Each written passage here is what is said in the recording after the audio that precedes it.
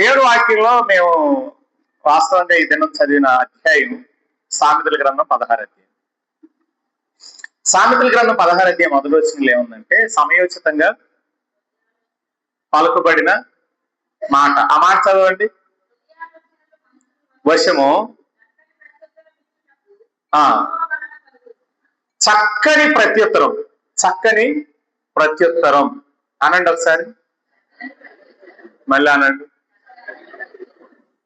చక్కని ప్రత్యుత్తరం అనేదంట ఏమన్నాడు ఇప్పుడు? దేవుని వలన కలిగేది. చక్కని ప్రత్యుత్తరం దేవుని వలన కలిగేది. చక్కని ప్రత్యుత్తరం విచిత్రమైన వెండి పల్లెంలో పెట్టినట్టు ఉంటుంది. సమయోచితంగా మాటలు వస్తాయి. అంటే మనం అల్లరిపాలు కామన్నమాట. మనకు శత్రువులు పెరగరు. కాబట్టి మనం ఈ నోటి మాట ద్వారా జీవాన్ని తెచ్చుకోవచ్చు, ఈ నోటి మాట ద్వారా మరణం తెచ్చుకోవచ్చు. కాబట్టి ఇప్పుడు జీవ మరణాలు అనేవి ఇచ్చే ప్రత్యుత్తరంలో ఉంటాయి. కాబట్టి ఇప్పుడు 16 అధ్యాయం 2వ లైన్లో ఏమన్నాడు? చక్కని ప్రత్యుత్తరం ఇవ్వటం అనేది దేవుని వలన కలుగుతుంది అన్నాడు. ఇప్పుడు మీరు అందరూ ఒక మాట ప్రభుతో చెప్పండి. ప్రభువా, చక్కని ప్రత్యుత్తరం ఇచ్చుట నాకు కలుగును గాక, కలిగించు ప్రభు అని మీ మట్టు మీరు ప్రభుతో మాట్లాడండి. దేవుని స్తోత్రం. కనుక దేవుని సన్నిధిలో దేవుని బిడ్డలారా గమనించండి. దేవుడి వాక్యాన్ని ఆలోచన చేస్తున్నప్పుడు గత వారం ఏం చెప్పాను మీకు? నేను 15 అధ్యాయంలో మొదటి మాట చెప్తున్నాం. ఏమని? మృదువుగా మాట్లాడటం, నొప్పి లేకుండా మాట్లాడటం. మరి మృదువుగా నొప్పి లేకుండా మాట్లాడుట అనేది మనం చేయాల్సిన పని. కానీ అదే 15 అధ్యాయంలో ఏం చెప్పాడు? 15 అధ్యాయంలో ఒక మాట చదవండి, ఒక్క మాట. 15 అధ్యాయంలో 12.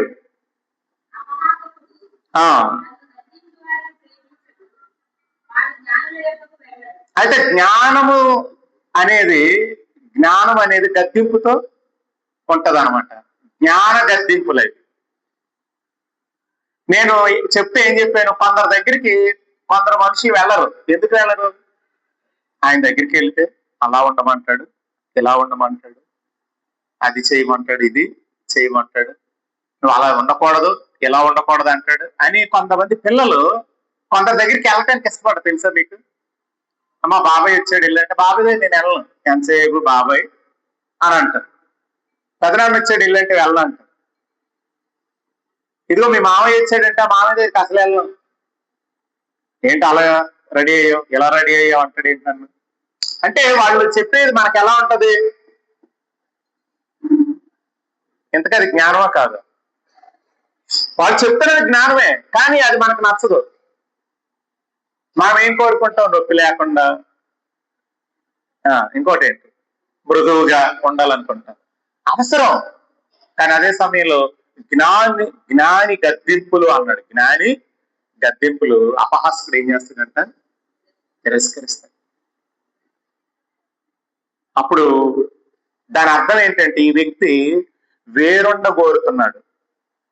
18 అధ్యాయం మొదటి వచనంలో ఉందగా, వేరొండ కోరటం. వేరొండ కోరేటప్పుడు ఏమవుతాడు? లెస్సైన జ్ఞానాన్ని కోల్పోతాడు. లెస్సైన జ్ఞానం దూరం అయిపోతుంది. వేరొండాలనుకునేటప్పుడు లెస్సైన జ్ఞానం. కానీ ఒకప్పుడు ఉమ్మడి కుటుంబాలు ఉండేవి. తెలుసండి ఎంత అన్యోన్యం అండి, ఎంత ప్రేమ అండి. ఈరోజు ప్రియులారా, దేశంలో కీడు జరగటానికి ప్రధాన కారణం ఏంటో తెలుసా? వేరువేరు కాపురాలు. అసలు అన్యోన్యం కుటుంబం అని అదే ఏదనుకున్నా ఉమ్మడి కుటుంబాలు అనేవి నిజంగా అప్పట్లో నేరాలు ఘోరాలు కూడా ఉండేవి కాదు. ఇప్పుడు సపరేట్ ఫ్యామిలీస్ అయ్యాకే నేరాలు ఘోరాలు కూడా పెరిగిపోయి ఎవరు కలిసి ఉండటానికి ఇష్టపడట్లేదు. అంటే లెస్ అయిన జ్ఞానాన్ని ఏం చేస్తున్నారు? వేరుండ గోరువాడు లెస్ అయిన జ్ఞానానికి దూరం అయిపోతున్నాడు. కలిసి ఉండాలి. అది మనం అలవర్చుకోవాలి.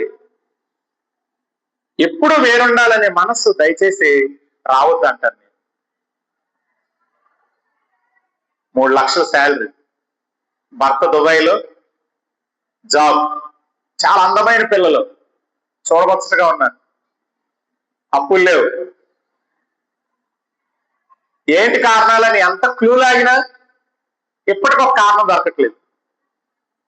ఫైనల్ గా చెప్పేది ఒంటరితనం అంటున్నారు. ఒంటరితనం విన్నారా ఈ వార్త మీరు? ఒంటరితనం. హైదరాబాద్ లో అర్ధరాత్రి రైల్వే ట్రాక్ మీదకి వెళ్ళింది ఆ తల్లి. పిల్లలు కూడా తల్లిని పట్టుకున్నారు, ముగ్గురు అక్కడే చనిపోయారు. ఎంత ఆవిడికి శాలరీ? 3 లక్షలు అంట. మనం ఏమనుకుంటే అబ్బా అంత ఉంటే భలే తిరిగి తాగొచ్చా, హ్యాపీగా బతికి వచ్చాయి. వేరున్న గోరటం అనేది ఉంది. అది లెస్సైన జ్ఞానానికి దూరం చేయదు మిమ్మల్ని. తెలివి ఉండదు, జ్ఞానం రాదు, ఎవరికి ఎలా మాట్లాడాలో కూడా చివరికి నీకు తెలియదు. అయితే ఇప్పుడు ఒక వార్త ఏంటో తెలుసా? నీవు నీ సహవాసం యేసుక్రీస్తు ప్రారంభించు. చక్కని ఆలోచన ఎక్కడి నుండి కలుగుతుందంట? యెహోవా వలన కలుగుతుంది. ఇప్పటికే నువ్వు అందరికీ దూరంగా ఉన్నావేమో, ఇప్పుడు ప్రభువుకి దగ్గరగా మన సహవాసం కొనసాగితే ఏం జరుగుతుంది? ఆయన మీకు మంచి ఆలోచనలు ఇవ్వటం ప్రారంభిస్తాడు. మంచి ఆలోచనలు ప్రవేశిస్తాడు అనేది నేను ప్రధానంగా జ్ఞాపకం చేస్తున్నాను. సరే ప్రియులారా, కనుక చక్కని ప్రత్యుత్తరము యెహోవా వలన కలుగుతుంది. ఈరోజు నేను దేవుని వాక్యంలో మీకు కొన్ని మాటలు గుర్తు చేస్తాను. మాట అనేది చెప్పుకుంటున్నాం కదా మనం, మాట మాట. ఇప్పుడు ఏది మనం మాట్లాడుతామో అదే మనం అయిపోతాం అంటారు చాలా మంది. మనం ఏది మాట్లాడితే అదే అయిపోతాం. ఎప్పుడు చూసినండి చచ్చిపోతే బాగుండు అనేవాడండి, అలాగే చనిపోయాడండి అంటారు. తెలుసా మీకు? ఎప్పుడునండి మేము ఇలా ఉన్నాం, ఇంకా గొప్పోళ్ళు అవ్వాలి, ఏదో సాధించాలనుకునేవాడండి, నిజంగా గొప్పోడు అయిపోయాడండి అంటారు. అంటే ధ్యాస దేని మీదకి వెళితే అది మీరు అవుతారు. కాబట్టి మీ ముందు దేనిని పెట్టుకొని ఎక్కువగా మాట్లాడుతుంటారో అలాగే మీరు మెల్ట్ అయిపోతారు అనమాట. ఇది నమ్ముతున్నారు? ఈ మాట మీరు ఇలా జరుగుతుందని నమ్ముతారా? ఇప్పుడు నేను చెప్పినట్లు జరుగుతుందని నమ్ముతున్నారా?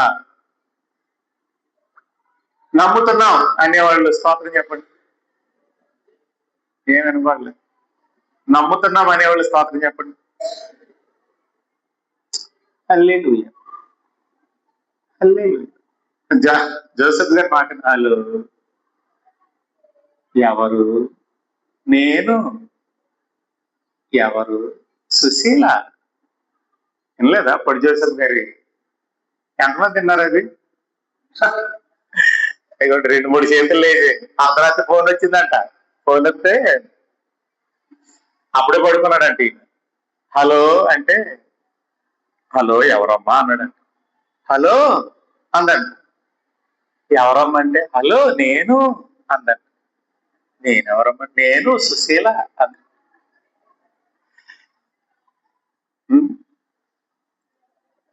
సుశీల ఎవరమ్మా అంటే, అదే బయట వెళ్ళాను కదా అని చెప్పిందంట. సరే వదిలేద్దాం అక్కడికి. ఎందుకు చెప్పుకున్నావు? ఇప్పుడు హల్లెలూయా చెప్పమంటే హల్లెలూయా, హల్లెలూయా చెప్పండి. హల్లెలూయా అంటే హల్లెలూయా, హల్లెలూయా, హల్లెలూయా. మీరేదో పొయిటేలు మాట్లాడినట్టు మాట్లాడకూడదు. ఇక్కడ దేవుడి స్తోత్రం చెప్పాల్సింది గట్టిగా. Very good. ఎరుసలేం వాళ్ళ నోళ్ళు ఎలాగైతే చిన్నదే. కాబట్టి ఇప్పుడు చెప్పేది ఏంటంటే, మీరు మాట్లాడుతున్నదే మీకు అవుతుంది. ఓకే అని ఎవరు అంటారంటే, లోకంలో ఉన్న గ్రంథాలు శాస్త్రాలు చెప్తున్నారు. కొంతమంది చాలా మానసిక నిపుణులు ఏం చెప్తున్నారంటే, మీరు ఏది మాట్లాడితే అలా అవుతారని చెప్తున్నారు కదా. వాళ్ళు నమ్ముతున్నారు అది. అయితే నేనేమంటానంటే, మీరేమి మాట్లాడుతున్నారో అది ఇంకా పక్కాగా అవుతారు. ఎందుకు అవుతారు? మీరు మాట్లాడుతున్నది మీ కొరకు సమస్తాన్ని సమకూర్చిన వాడిని దృష్టిలో పెట్టుకొని మాట్లాడుతున్నారు. వాళ్ళు మాట్లాడుతున్నది ఇప్పుడు లాఫింగ్ క్లబ్స్ వచ్చినాయి అంటే అందులో ఏంటంటే ఒత్తిడి తగ్గాలంటే నవ్వుతారు, లోపలికి వెళ్ళి నవ్వు రాదు ఇదే అని నవ్వుతుంటారు అనమాట. అందులోకి ఆ లాఫింగ్ క్లబ్ ఎందుకు మీరు ఏర్పాటు చేశారంటే వాళ్ళు చెప్తున్నారు, ఈ లాఫింగ్ క్లబ్ లో మీరు చేరితే నెలకెంత ఫీజు కట్టాలి, ఇందులో మీరు చేరిన తర్వాత మీ మానసిక ఒత్తిడిలు అన్ని తగ్గిపోతాయి. నేనేమంటున్నానంటే అలా జరుగుతుందని రుజువులు చేయబడ్డాయి, రుజువులు చూపబడ్డాయి. అయితే నేనేమంటున్నానంటే ఇలా జరగటం కొరకు ఒక ఆయన వెల చెల్లించాడు, ఒక ఆయన పుణ్యకార్యం చేశాడు. అందులో నుండి ఇంకెంత ఎక్కువ జరుగుతాయి మనకి, దానిలో నుండి ఇంకెంత ఎక్కువగా జరుగుతాయి అంటారు. జరుగుతాయి. ఇప్పుడు దానిలో నుండి మీరు మాట్లాడాలి, ఎందుకంటే దానికి వెల చెల్లించాడు, రుసుము కట్టాడు, ఆ విమోచన కొరకు ఇవ్వాల్సిందంతా ఇచ్చాడు. కాబట్టి ఆయనలో నుండి మీకు మరి ఎక్కువ జరుగుతాయి. ఇది మీకు అర్థం అవ్వాలి. కనుక మీరు ఆయనను చూస్తూ మాట్లాడుతున్నవన్నీ మీకు జరుగుతాయి. ఇప్పుడు ప్రభువుగా ఆత్మ ఏం చేస్తాడంట, అద్దము వలె తన మహిమను ప్రతిఫలింప చేయొచ్చు, ఆ పోలికలోనికే మిమ్మల్ని మారుస్తాడు అంటాడు. ఆ పోలిక అంటాడు. ఏ పోలిక? ప్రభు అయినా యేసుక్రీస్తు పోలికలోనికి మనం మారుతాం అంటాడు. అంటే దానిని అర్థం వల్ల ప్రతిఫలింప చేయొచ్చు, ప్రభువు ఆత్మ చేత ఆ పోలికలోనికి మనం మారిపోతాం. కనుక మనం దేనిని చూసి మాట్లాడుతున్నామో అది నిజం, దేనిని చూసి మాట్లాడుతున్నామో అది వాస్తవం, దేనిని చూసి మాట్లాడుతున్నామో అది నిజంగా జరిగింది నీ జీవితంలో అది అమలవుతుంది. ఇది దేవుడు మనకి ఇచ్చినటువంటి అనుగ్రహం. ఇప్పుడు మనం జీవించుట అనేది ఎక్కడి నుండి నేర్చుకోగలగాలి, ఎక్కడి నుండి మనం తెలుసుకోగలగాలి. ఓకేనండి. కనుక నేను మాట్లాడుతున్నాను, చక్కని ప్రత్యుత్తరం ఇవ్వటం అనేది యెహోవా వలన కలిగేది అని అన్నాడు కదా, అది దేవుని వలన కలుగుతుంది. ఎంతో మంది ప్రభు అయిన యేసుక్రీస్తు దగ్గరికి వచ్చిన తర్వాత వారు ఆత్మహత్య నుండి మేము ఇక్కడ నుండి ఆలోచనలు మానేసామని చెప్పిన వాళ్ళు ఉన్నారు. రుణాలతో చనిపోవాలనుకున్నాం, కుటుంబ సమస్యలతో చనిపోవాలనుకున్నాం, కానీ యేసు ప్రభు దగ్గరికి వచ్చిన తర్వాత ఆ ఆలోచనలు పోయాయండి అని చెప్పిన వారు ఉన్నారు. కారణం ఏంటి? ఆ ఆలోచన ఎవరి నుండి కలుగుతుందో వాడిని దేవుడు బంధించాడు, వాడిని దేవుడు అరెస్ట్ చేశాడు. అంటే ఏ ఆత్మ వలన నీకు ఆ తలంపులు కలుగుతున్నాయో ఆ ఆత్మ అనే దాన్ని దేవుడు ఏం చేశాడు, నీ జీవితంలో బ్లాక్ చేసి పడేశాడు. ఎన్నటికి నీకు ఆలోచనలు రాకుండా చేస్తాడు. కనుక ఇప్పుడు చక్కని ప్రత్యుత్తరం ఇవ్వటం అనేది ఎవరి వల్ల కలుగుతుంది? ఆయన వల్లే. కాబట్టి ఇప్పుడు నీ దృష్టి అంతా ఎదుటికి ఎవరి మీద ఉండాలి? ప్రభు మీదే ఉండాలి అనేది నేను జ్ఞాపకం చేస్తున్నాను.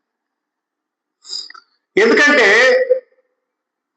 నీవన్నీ కూడా ఎవరిలో ఉన్నాయి? ఆయనలోనే ఉన్నాయి. నేను మీకు గతంలో చెప్పాను, క్రీస్తు యేసులోనికి బాప్తిస్మం పొందిన మనం అందరము ఆయనను ధరించుకున్నాం. రోమపత్రిక 6వ అధ్యాయంలో క్రీస్తు యేసులోనికి బాప్తిస్మం పొందిన వారు అందరూ ఏం చేశారు? ఆయనను ధరించుకున్నారు. ఇప్పుడు నేను షర్ట్ లో ఉన్నాను కదండి. ఇప్పుడు క్రీస్తు యేసులోని బాప్తిస్మం పొందిన వాళ్ళు ఎవరిని ధరించుకున్నారు? క్రీస్తును ధరించుకున్నారు. అంటే మీరు ఎవరిలో ఉన్నారు? క్రీస్తులో ఉన్నారు.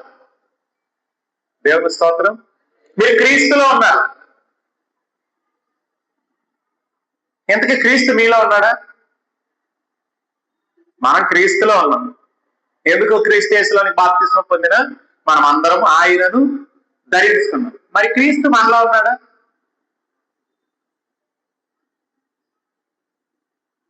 అయ్యా నీ యందు నేను ఉన్నాను, మరి నీవు నా యందు ఉన్నావా? బాగా వినండి. ఆయన యందు నీవు ఉన్నావు, నీ యందు కూడా ఆయన ఉన్నాడు. ఎక్కడుందా మాట? యోహాను సువార్త 15 అధ్యాయం. ఒకసారి 15 అధ్యాయానికి రండి. యోహాను సువార్త కాదు, ఒకసారి 5 చదవండి. 15:5.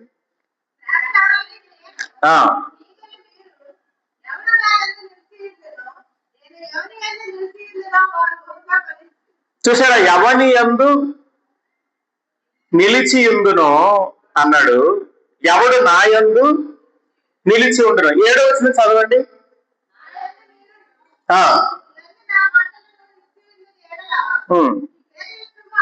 అంటే ఇప్పుడు అర్థమవుతుంది ఇక్కడ. ఎవడు 7వ వచనం, నా యందు మీరు అంటే నా యందు ఆయన ఉండటం అంటే ఏంటి? ఆయన మాట. మీకు అర్థమైంది నేను చెప్పింది? క్రీస్తు యేసులోనికి బాప్తిస్మం పొందిన మనం అందరం ఆయన ధరించుకున్నాం. అంటే ఆయన యందు మనం ఉన్నాం. ఓకే, క్రీస్తు యేసులోనికి బాప్తిస్మం పొంది సంఘంలో చేర్చబడినప్పుడు బాడీ ఆఫ్ క్రైస్ట్, ఆయన శరీరంలో మనం ఉన్నాం, ఆయనను ధరించుకున్నాం. ఇప్పుడు ఆయన మన యందు ఉండటం ఎలా సాధ్యం అవుతుంది? నేను షర్ట్లో ఉన్నాను కానీ షర్ట్ నాలో ఉంటుందా? ఉండే అవకాశం లేదు కదండి. మరి ఇది ఎలా సాధ్యపడుతుంది అని చెప్పాడు? ఎవని యందు నా మాటలు నిలిచి ఉంటాయో అన్నాడు. అంటే ఆయన మన యందు ఉండటం అంటే ఏంటి? ఆయన మాట. ఇంతకీ ఆయన మాట అన్నప్పుడు ఆ మాట ఎక్కడుంది? ఆ మాట ఎవరై ఉన్నారు? ఆయనే. ఆ మాట ఆయనలోనే ఉంది, ఆ మాట ఆయనే. అంటే ఇప్పుడు ఆయన నా యందు నిలిచి ఉండాలంటే నేను ఇప్పుడు ఆయనను తెలుసుకోవాలి. ఓకేనండి, ఆయన నేను తెలుసుకోవాలి. బాగా వినండి. నన్ను గురించి మీరు బాగా తెలుసుకుంటున్నారు అనుకోండి.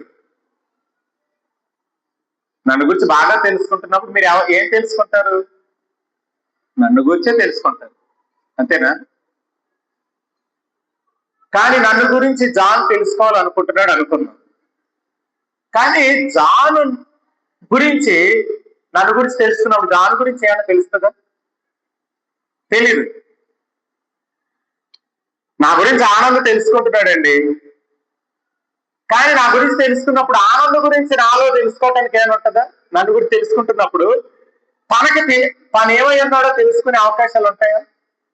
తనకి కావలసినవి దొరుకుతాయా? అర్థమవుతుందా నేను అన్నది? అర్థం అవ్వలేదు. ఇప్పుడు నా గురించి మీరు స్టీవెన్ గారండి అలాగండి ఇలాగండి ఇలాగండి అలాగండి నా గురించి మీరు తెలుసుకుంటున్నారండి. మీ గురించి ఏమైనా నన్ను తెలుసుకుంటున్నప్పుడు ఉందా నా దగ్గర? లేదు కదా. నా గురించే మీకు తెలుస్తుంది. కానీ మీరు యేసు ప్రభువుని తెలుసుకుంటా ఉన్నప్పుడు మీ గురించి తెలియటం ప్రారంభిస్తుంది. అదే నేను చెప్తున్నది. ఇప్పుడు మీరు ఎంత యేసు ప్రభువుని తెలుసుకుంటే యేసు ప్రభు ఏంటనేది కాదు మీరు తెలుసుకునేది. అసలు యేసు ప్రభువుని తెలుసుకుంటా ఉంటే మీరేమై ఉన్నారో మీకు తెలియటం ప్రారంభం అవుతుంది. అర్థమైంది? ఇప్పుడు ఏం ప్రాబ్లం? అర్థమైంది? ఏమర్థమైంది? ఇవన్నీ రికార్డ్ అవుతాయా? ఎక్కడ నుండి మీ ఊసి లెక్కోండి. ఓకే, కాబట్టి ఇప్పుడు ఆయనను మీరు తెలుసుకుంటున్నప్పుడు ఏం జరుగుతుంది?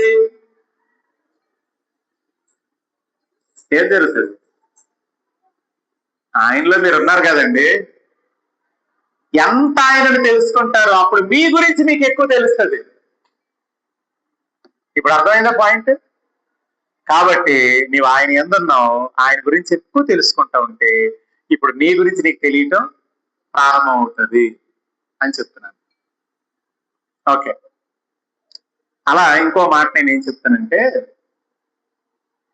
ఇప్పుడు ఎప్పుడైతే ఆయన గురించి వింటా ఉంటావో తెలుసుకుంటా ఉంటావో నీ గురించి నీకు అర్థం అవుతుంది అన్నాను కదా.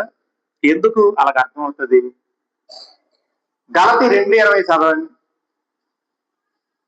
గలతీ 2:20.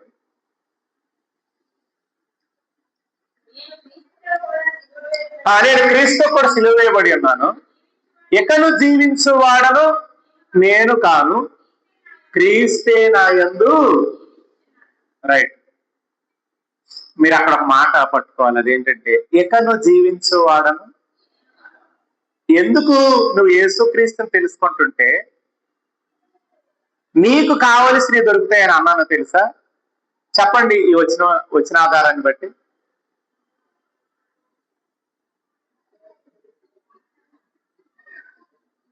చెప్పండి, నేను లోహిత. ఆ వచ్చిన ఆధారాన్ని బట్టి చెప్పు. నువ్వు యేసుప్రభు గురించి తెలుసుకుంటున్నప్పుడు నీ గురించే నువ్వు తెలుసుకుంటున్నావు అంటానికి అందులో ఉన్న ఆధారం ఏంటి?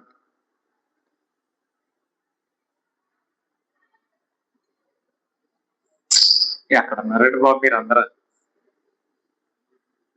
జీవించువాడు నేను కాను కదా, క్రీస్తే నా యందు జీవిస్తున్నాడు కదా.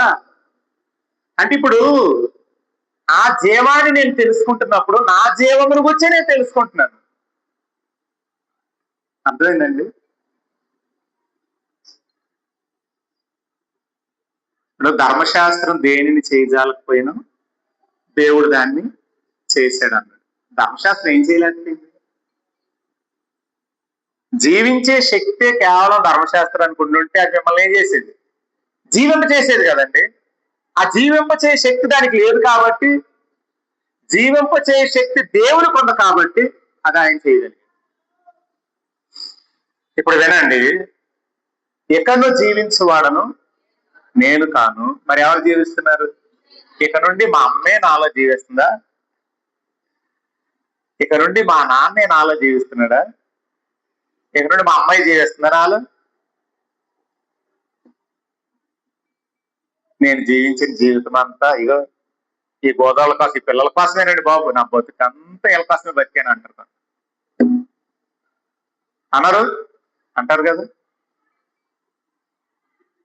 అసలు నా కొరకు నేను బ్రతికిందే లేదండి, నా సుఖం నాకు తెలియదండి, నేను ఎప్పుడు సుఖపడలేదు, ఎప్పుడు సరిగ్గా నిద్రపోలేదు, ఎప్పుడు నేను అసలు ఎంత దూరమైనా నడిచే వచ్చేసేవాడిని. ఎక్కడికైనా వెళ్తే ఎక్కడ రోడ్డు మీద ఏది కొని తినేవాడిని కాదండి. ఎందుకో తెలుసా? నా పిల్లలండి. అసలు నా కొరకు నేను ఎప్పుడు బ్రతకలేదండి, నా పిల్లల కోసమే బ్రతికానన్న తల్లిదండ్రులు ఉన్నారా లేదా? ఉన్నారు. అంటే జీవిస్తున్నది మీరే కానీ దేని కొరకు జీవిస్తున్నారు? పిల్లల కొరకు. కొందరికైతే తెల్లారు లేస్తే ఆస్తులే కావాలి కాదు, ఈ లెక్కలేస్తారు. ఈ రోజు ఎంత ఒక 100 కూడా ఎక్స్ట్రా బీరువాలో పెట్టలేకపోయింది కాబట్టి ఈ రోజు 100, రేపు 100, 200, రేపు ఎల్లుండి మాత్రం పెట్టేయాలి మనం. అంటే బ్యాంక్ ప్రతిరోజు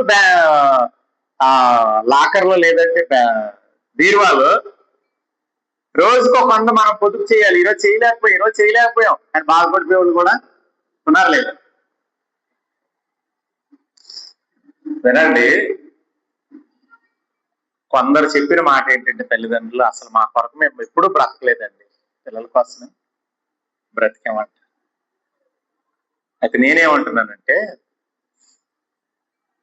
అసలు జీవించువాడవు నీవే కాదు, క్రీస్తే నా యందు జీవించుచున్నాడు.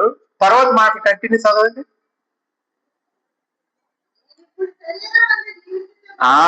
ఇది ఇక్కడ నుండి పట్టుకోండి. నేను ఇప్పుడు శరీరం అందు జీవించుతున్న జీవితం నన్ను ప్రేమించి నా కొరకు అప్పగించుకొనిన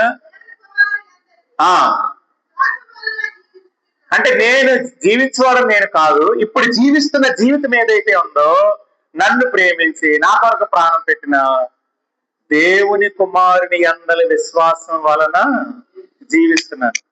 నేనేమంటున్నానంటే, నీవు ఎందుకు ఆయనను ఎక్కువగా తెలుసుకోవాలంటే, జీవిస్తున్నది నువ్వు కాదు, నీ యందు క్రీస్తే జీవిస్తున్నాడు. ఇప్పుడు ఎక్కువ ఆయన నువ్వు తెలుసుకోవటం ద్వారా ఏమవుతుందంటే, నిన్ను గురించి నువ్వు తెలుసుకోవటం, నువ్వు జీవించడం ప్రారంభిస్తావు. ఓకే, నువ్వు ఎలా జీవిస్తావు? ఆయనను పోలి, ఆయనే అన్నట్టు జీవిస్తావు. ఏమండి, నేను ఎంత ప్రార్థన చేస్తున్నా నా వల్ల జీవించడం అవట్లేదు, ఎన్ని ఉపవాసాలున్నా నా వల్ల జీవించడం, ఆయనలా జీవించడం అవట్లేదు అంటుంటారు కదా చాలా మంది. నిజంగా పౌరులా జీవించాలనుకుంటున్నాను కానీ నా వల్ల అని అంటుంటాం. నా దేవుళ్ళ జీవించాలన్నదిగా నా వల్ల కావట్లేదు అంటాం. మరి అయ్యే విధానం ఏదో నేను చెప్తున్నాను. అది ఎలా అవుతుందో చెప్తున్నాను. ఎలాగవుతుంది?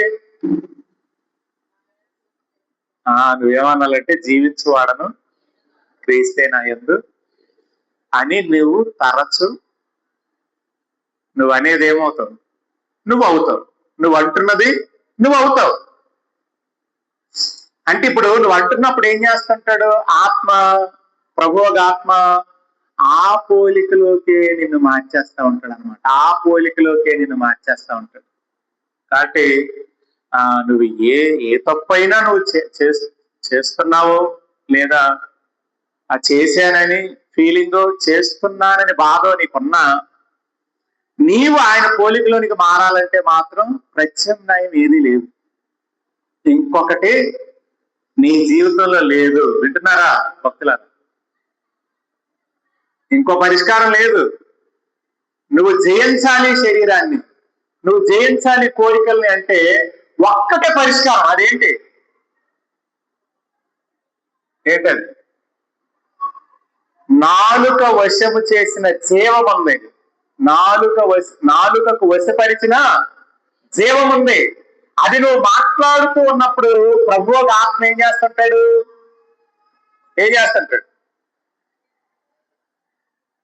ఇప్పుడు ఒకసారి ఇలా రండి.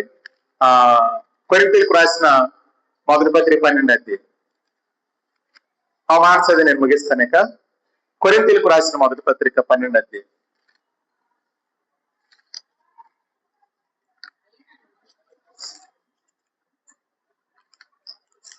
ఇక్కడ ఒక మాట చదవండి.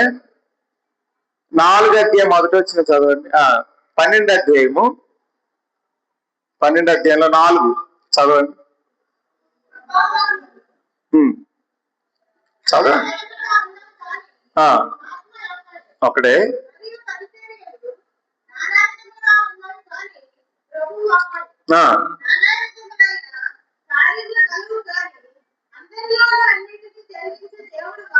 ఏమండో అందరిలో అన్ని జరిగించేవాళ్ళు ఎవరంట? మరి ఇప్పుడు ఆత్మ గురించి ఏం చెప్పాడు? దేవుడి గురించి ఈ మాట చెప్పాడు. తండ్రి అంటాం మనం. కుమారుడి గురించి ఏం చెప్పాడు? ప్రభువు. నానా విధములైన పరిచర్యలు చెప్పాడు. మరి కృపావరాలని ఎవరి గురించి చెప్పాడు? ఆత్మ. ముగ్గురు ఉన్నారు కదండి అక్కడ.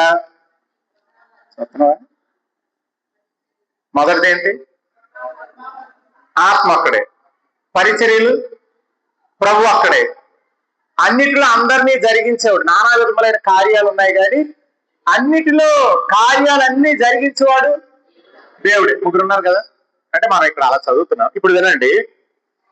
అంటే నీలో అన్ని జరిగించేవాడు ఎవరు? చక్కని ప్రత్యుత్తరం ఇస్తే ఎవరి వల్ల కలుగును? యెహోవా వల్ల కలుగును. ఇక్కడేం చెప్పాడు? అందరిలో అన్నింటినీ జరిగించువాడు. ఏమంటే అన్ని చేయగలిగిన వాడు ఆయన. కాబట్టి మనం ఏమనుకుంటామంటే నా నోరు సరిగ్గా ఉండదండి, ఎంతసేపు ఆలయాలను ఏదో ఒకటి అంటా ఉంటాను, నాకున్న పెద్ద దరిద్రం అండి, నా వల్ల కావట్లేదండి బాబోయ్ అని బాధపడిన వాళ్ళు ఉన్నారా లేదా? ఉంటారు. వాళ్ళు అనేస్తారు కానీ ఇంటికి వచ్చాక అలా ఉండటం నా వల్ల కావట్లేదే. అయితే ఇప్పుడు దేవుని వాక్యం ఏమంటుంది? నీలో లేదు, ఇలా దాన్ని చదువుదాం. నాలో, అందరిలో అనే దగ్గర నువ్వు పెట్టుకో. నాలో చదవండి ఇప్పుడు అలాగా. అన్నిటినీ జరిగించువాడు ఆయనే. దేవుని స్తోత్రం. ఓకేనా? అంటే ఇప్పుడు నువ్వు కృపావరంగా మారిపోవాలంటే చేసేది ఎవరు? ఆత్మ. పరిచర్య చేయించేవాడు ఎవరు? ప్రభువే. కానీ ఈ పరిచర్య అయినా కృపావరమైన నీలో కలిగేటట్టు చేసేది ఎవరు? ఇలా ముగ్గురు పైన ఒకటే. దేవుని స్తోత్రం. ఇప్పుడు మీకు ఏదైతే కష్టం అనిపిస్తుందో లైఫ్ లో, ఇలా ఒక్కొక్కరికి ఒక బలహీనత కదండి. యెషయా గ్రంథం 1వ అధ్యాయం 5వ వచనంలో ఏముంది? నడినెత్తిలో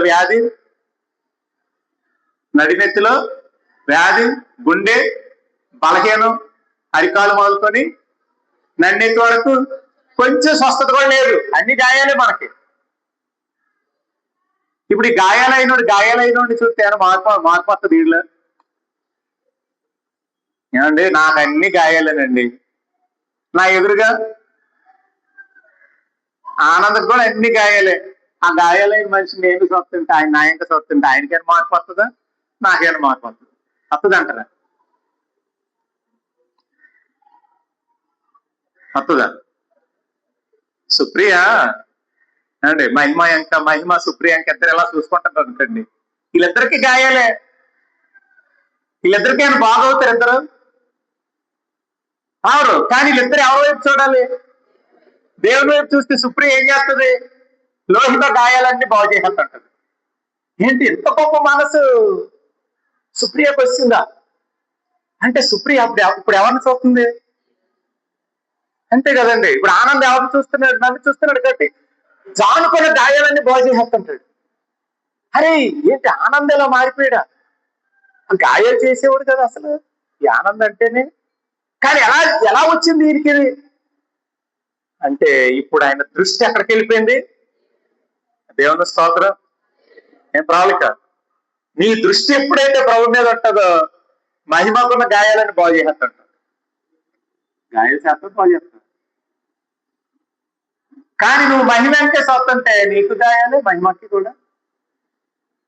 మీ పిల్లల కనుక ముందెట్టుకొని మాట్లాడుతున్నాను, లోహిత ఏమో నన్ను అనట్లేదు ఏంటి అన్నట్టు చూస్తాను కాదు కదా. ఇప్పుడు లోహితకి అన్ని గాయాలైతే నన్ను ఏం బాగు చేస్తుందా? ఎందుకంటే నేనే పెద్ద గాయాలు. కానీ మా ఇద్దరు మొక్కలు చూసుకుంటే ఆయన ఫలితం ఉందా? ఇప్పుడు మీరు గమనించండి, ఇప్పుడు కూడా మీరు చూస్తున్నది గాయాలు ఉన్నోడ్నే. ఇప్పుడు మీరు చూస్తున్నది కూడా ఎవరిని? గాయాలు ఉన్నోడ్నే. ఆయనకి గాయాలు ఎలా అయ్యాయి?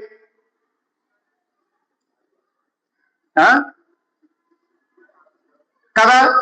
ఇప్పుడు ఏంట్రా నీకు గాయం ఎలాగైందంటే, మీ చిన్నోడి పేరు ఏం పేరు?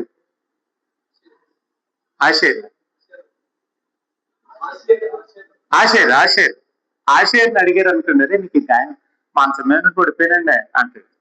అండా ఎందుకంటే ఎవరైనా గాయాలలో ఉన్నారా, దెబ్బలు తగిలి ఉన్నారు ఇప్పుడు ప్రస్తుతం? ఎవరికైనా ఏమైనా దెబ్బ ఉందండి ఒంటి మీద? ఎవరికైనా ఉందా? మీరు చాలా గొప్పవాళ్ళు. ఎవరికి మనకు గాయాలు లేవు. ఇప్పుడు మీరు ఆశీర్ దగ్గరికి లేండి, ఎట్లా అది బొట్లా చెప్తాను అంటే ఏమంటారు? పడిపోయినండి మంచమేనండి అంటే గాయం ఎలా అయింది ఆయనకి? పడిపోతాయింది. ఇప్పుడు మీరు ఎక్కడికైనా హాస్పిటల్కి వెళ్ళారనుకోండి, ఆయన అడిగితే బ్రదర్ మీకు గాయం ఎలాగైందండి? మా ఆవిడ కత్తి తీసుకుని మొక్కలు చేసి అంటే అలా ఆవిడ చేసిన గాయం. ఇంకోటి పక్కన అడిగితే మీకేంటి సార్ ఎంత గాయం అంటే, కాలేజీలో నిన్న ఒకడు కనపడ్డాడు కుర్రాడు, ఆయన్ని బ్లేడ్తోనో కత్తితోనో చెక్కేసాడండి, వెనక పెద్ద మొక్కలు ఆగేసాడు. ఆ వీడియో చూస్తే పొరపాడు ఆడు కనపడ్డాడు. ఆడికి ఇప్పుడు వయసు వచ్చి జ్ఞానం వచ్చి బుద్ధి మారింది అనుకోండి. ఆడి వీటి మీద ఉన్న మచ్చని అడిగారు అనుకోండి, ఏం చేస్తున్నాడు? కాలేజీలో భుజం ఎగరేసినట్టు. ఇంకోటిని అడిగారు అనుకోండి, నిన్న బండి మీద వెళ్తుంటే గుద్దేశాడండి, అందుకే నాకు గాయమైందంట. మీరు యేసుప్రభు గాయాలు అడగండి, యేసుప్రభు గాయాల గురించి అడగండి. ఈ గాయాలన్నీ కూడా అపరాధాల వలన, పాపాల వలన, దోషాల వలన మీకు ఏదైతే దరిద్రము, కీడు, మీ గాయాలు ఉన్నాయే, ఆ గాయాలన్నిటికీ మూలాలు ఏవో వాటిని నా మీద నేను వేసుకున్నాను. అందుకే యేసు ప్రభు గాయాలు చూస్తే మనకి స్వస్థత వస్తుంది, మన గాయాలన్నీ బాగైపోతాయి. మనం ఎవరినైనా ప్రేమించలేకపోతున్నామా? కారణం ఏంటంటే నాకు ఒక గాయం ఉంది. ఆ గాయాన్ని బట్టి నేను ఎవరిని ప్రేమించలేకపోతున్నాను, నిజం చెప్పాలంటే. కాబట్టి ప్రియులారా, యేసు ప్రభు గాయాలు మీరు ధ్యానిస్తే మీ ప్రతి గాయము నయమైపోతుంది. అందుకే ఆయన గురించి తెలుసుకుంటున్నప్పుడు మీకు క్షేమం కలుగుతుంది. మీరు ఎలా మారుతారంటే ఆ పోలికలోకి మారిపోతారు. దేవుని స్తోత్రం. గట్టిగా లేదంటే ఒకరి గాయాలు ఒకరు చూస్తా ఉంటారు. ఒకరి గాయాలు ఒకరు చూస్తారా? మీరు అందరూ యేసుప్రభు గాయాలు చూస్తారా చెప్పండి? నిజంగా ఏసై గాయాలు చూస్తండి అసలు నేను ఎవరిని గాయపరచను. అంతేకాదు, ఎందుకు గాయపరచను? నాకున్న గాయాలన్నీ ఏమయ్యాయి? మారిపోతున్నాయి. నాకున్న ప్రతి గాయము మారిపోతుంది గనక నేను ఇంకెవరిని గాయపరచలేను. అందుకే ఆయనలో నీకు అవసరమైందంత ఉంది. నన్ను గురించి విన్నారనుకోండి, నా దగ్గర మీకు ఏ సమాచారం దొరికితే చెప్పండి, ఏమీ దొరకదు. పోనీ పౌలు గురించి బాగా విన్నారనుకోండి, మీకు ఏమన్నా మేలు కలుగుతుందా? కలుగుతుందా? పేతురు గురించి అయితే, ఏలియా గురించి అంటే ఏమన్నా మేలు కలుగుతుంది? ఎందుకంటే ఏలియా మీ గాయాలను భరించలేదు. ఎలీషా మీ గాయాలు భరించలేదు. మీ కొరకు గాయపరచబడిన వాడు యేసుక్రీస్తే. మీరు ఆయన ధరించుకున్నారు, ఆయనతో పాటు చనిపోయారు, ఆయన జీవమే మీలో ఉంది. కాబట్టి మీ జీవము ఆయన జీవము గనక అంతటి ప్రకాశం, ఆ వెలుగు నీలో ఎప్పుడు కనబడుతుందంటే ఆయనను నీవు చూస్తూ ఉన్నప్పుడు, చూస్తున్నది నువ్వు మాట్లాడుతున్నప్పుడు. ఆ గాయాలు చూస్తూ, అయ్యా ఈ గాయం నా విధేయతకే కదా అని నీకు అర్థమైతే, అవిధేయత వల్ల ఆయన గాయాలన్నీ నీకు బాగైపోతాయి. కాబట్టి నీ అవసరమైన మెటీరియల్ అంతా ఎక్కడ ఉంది? ఆయిల్లో ఉంది. అందుకే ఆయనను ఎక్కువగా మీరు, మీ డ్యూటీ ఒకటే, ఆయన తెలుసుకోండి. మీరు మా నాన్న చెప్పాడు, మా అమ్మ చెప్పింది, మా పిన్ని చెప్పాడు, మా బాబాయ్ చెప్పాడు అంటే ఆ చెప్పినవన్నీ కూడా కొంత ప్రయోజనకరం అవ్వచ్చేమో, కానీ యేసు ప్రభు చెబితే సంపూర్ణ ప్రయోజనం. కాబట్టి ఇక్కడ నుండి ఏం చేయాలి? ఆ పోలికలోనికే నువ్వు ట్రాన్స్ఫర్ అయిపోతా ఉండాలి. రూపాంతరం అనేది, అనుభవం అనేది ఉంది. కాబట్టి నువ్వు ఆయనను తెలుసుకో, ఎందుకంటే ఆయనలోనే నీకు కావాల్సినవన్నీ ఉన్నాయి. దేవుడి మాటలు మన వినికిడిలో దీవించును గాక. అలా ఎప్పుడు స్వస్థత వచ్చేస్తుందో మనం ఏం మాట్లాడుతాం? చక్కని ప్రత్యుత్తరాలు మొదలైపోతాయి. అసలు ఇంకో విషయం ఏమన్నా, మీరు మాట్లాడుతుంటే అవతల గాయాలు బాగైపోతాయి. ఎంతటి స్వస్థత మాటలు మీ దగ్గర నుండి, జీవం అనే మాట మీ దగ్గర నుండి వస్తుందంటే, మీరు మాట్లాడితే అవతల కట్టబడిపోతూ ఉంటాడు. ఆ ప్రభావం మీలోకి వచ్చేది. చెప్పండి, మన గాయాలే చేస్తాయి. యేసు ప్రభు గాయాలు కడతాయి. ఆయన విరవబడ్డాడు, నువ్వు విరిగిపోయిన నీ బ్రతుకు కట్టబడిపోతాడు. కనుక నీ దృష్టి ఎక్కడ ఉండాలి? ఎదురుగా యేసు ప్రభు బొమ్మ పెట్టుకోవాలా? కాదు. అసలు యేసు ప్రభువులో నీకు ఏం జరిగిందో అది మాట్లాడాలి. ఏం జరిగింది? జీవించవాడు నేను కాదు, అసలు వీడికి రోషమే లేదురా అన్నారు అనుకోండి. రెండు విషయాలు ఈ మధ్య చదివాను నేను. ఒకటి, ఈ కుక్కలు అరుస్తున్నాయంట, ఏనుగు మాత్రం వెళ్ళిపోతుందంట హుందాగా. ఎందుకంటారు? ఇంకోటి విన్నాను, గాడిద అన్నదంట సింహంతో నాతో ఫైట్ చేస్తాం అన్నట్ట. గాడిదేమో సింహంతో ఏముంది? నాతో ఫైట్ చేస్తా ఉందంట. గాడిద పట్టించుకోకుండా వెళ్ళిపోయి, సింహం పట్టించుకోకుండా వెళ్ళిపోతుందంట. పక్కనున్న జంతువులు అడిగాంట, అదేంటి అది ఫైటింగ్ అడుగుతుంటే అన్నం ఏంటంటే, నేను గెలిచినా మీరు ఏమంటారు తెలుసా? ఏమంటారు? ఆ గాడిద మీద నువ్వు గెలలేవేంటి మాకు తెలియదా అంటారు అందరూ. రెండింటికి ఫైటింగ్ పెడితే ముందే రిజల్ట్ వచ్చేద్దా లేదండి? ఈ రెండింటికి యుద్ధం ఉందని నీకు తెలిస్తే రిజల్ట్ ఎట్టుందంట? గాడిద గెలిచేద్దని పందెం కాస్తావా? గాడిద గెలిచేద్దని ఎవడు పందెం కాయడు. ఎవడు గెలుస్తా? సింహం. ఎందుకు నా టైం వేస్తాను? మరి గెలిచినందుకు ఎవడన్నా కొనియాడతాడా? లేదు. అన్నంత మాత్రం చేత ఏంటి నాకు పోయింది అని వెళ్ళిపోతున్నాడు. అర్థమైందా? దేవుని స్తోత్రం. కాబట్టి ప్రియులారా, గుర్తుపెట్టుకున్నాం, మీ స్వస్థత అంతా ఆయనలో, మీ గాయాలు బాగైపోతాయి. కానీ ఫోటో పెట్టుకొని కాదు, ఆయన ఏమై ఉన్నాడో నువ్వు తెలుసుకున్నట్టు మనసు పెట్టు, ఆయనే నువ్వు అవుతావు. ప్రార్థించాను. ప్రార్థిద్దాం దేవుని సన్నిధిలో. ప్రభువా, వాక్యం గ్రహించే మాకు శక్తి తెలుసు. నిజమే, చక్కని ప్రత్యుత్తరం మీ వల్ల కలుగుతుంది. అంటే నేను గాయాలు కడతాను, నా నోటి మాట జీవంగా పనిచేస్తుంది.